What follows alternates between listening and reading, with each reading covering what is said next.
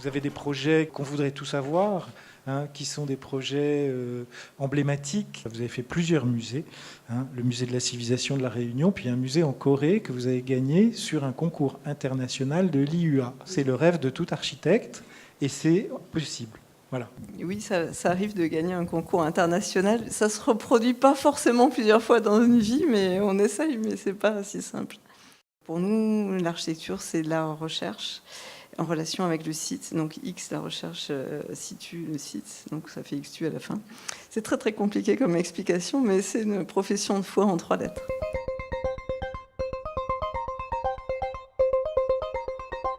C'est un projet qui est sur un site très beau, avec des collines. Un projet qui a été étudié en fonction des caractéristiques culturelles locales, et en particulier la notion de feng shui pour être très fluide et harmonique dans le paysage. On a fait tout un travail de régulation géométrique en utilisant les outils informatiques qui permettaient d'analyser la géométrie de façon à trouver des récurrences. En fait, on a fait tout ce projet avec de la simple courbure, et donc pour ça, on a dû faire une analyse géométrique très fine. À l'intérieur, on a quelque chose qui a l'air d'être numériquement conçu. Et en fait, on a fait tout ça avec un nombre limité de pièces qui sont en récurrence, qui se reproduisent avec des arcs semblables, tout ça pour entrer dans le prix et pouvoir savoir faire ça avec des techniques simples. C'est la peau intérieure du projet qui génère la scénographie.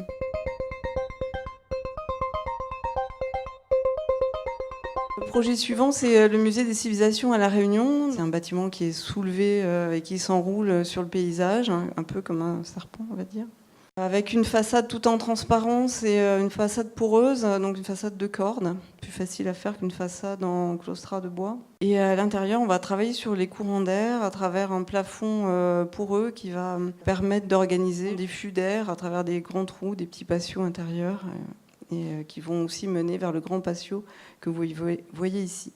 Donc à travers ça, on va exprimer une culture locale, innovante par son caractère passif et différent.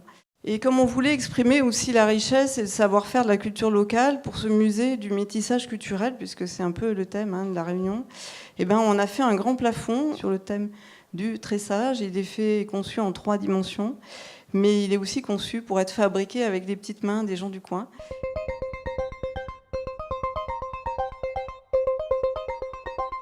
Un musée international du vin, pas seulement du vin de Bordeaux. Donc c'est dédié à l'élément liquide, à la valeur culturelle et civilisationnelle du vin. Donc, on a d'abord fait une analyse structurelle du projet. Il est sur une base en béton, mais avec un toit dont la forme est faite par une charpente bois. Donc ça va impliquer aussi de prendre en compte les contraintes de la charpente bois. Pourquoi du bois? Parce que pas de vin sans bois.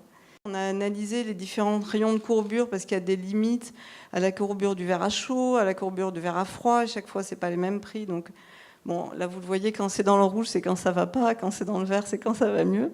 À la fin, on a une charpente en cours de construction où on a 400 pièces qui sont toutes différentes. Au début, on a essayé de les faire pareilles pour gagner des sous, mais finalement, on s'est aperçu qu'avec les nouveaux outils, on pouvait aussi les faire toutes différentes.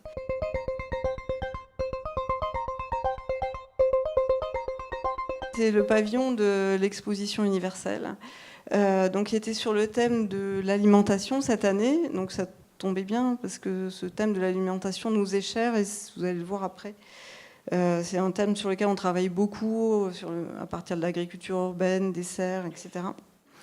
Et on s'est dit, la France, c'est aussi un pays où il y a des collines et des vallées, des terroirs différents. On a pris des montagnes et des vallées, on les a découpées à l'intérieur du volume à construire qu'on nous donnait, et ça a donné cette forme, et à la fin, ça a donné une charpente.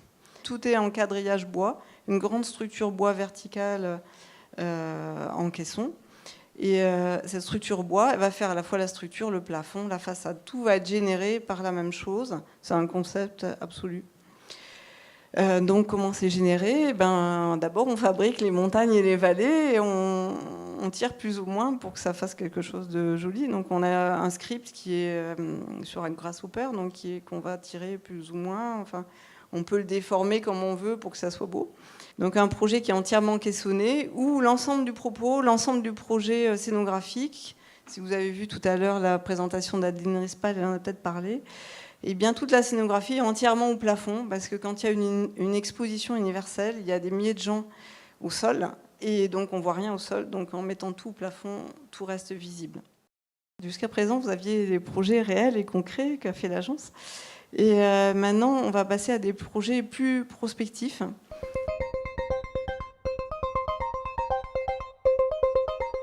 On a fait un projet utopique qui s'appelle X-City.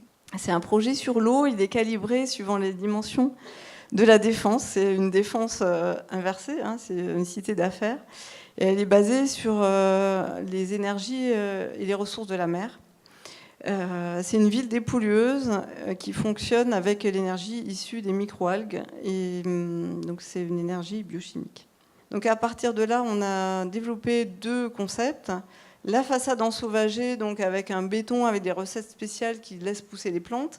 Avec les microalgues, on pouvait à la fois produire de l'alimentation, produire de l'énergie, produire différents produits. Donc c'était le Pérou, le truc merveilleux, le Graal que tous les chercheurs du monde entier cherchent à obtenir. Donc ça nous a beaucoup intéressés. Et d'autre part, on a développé tout un process d'expérimentation et de passage à la réalité concernant les microalgues. Et avec ça, on va pouvoir faire des bâtiments, par exemple ici, cette façade de tour, et ça va être vraiment une façade vivante. Vous voyez, là, on cultive Hematococcus pluvialis, c'est une petite algue verte qui change de couleur, elle devient toute rouge quand on la stresse. Alors voilà, ça fait un bâtiment qui devient rouge quand il est stressé. Et à ce moment-là, il produit beaucoup plus, donc c'est bien pour ceux qui cultivent.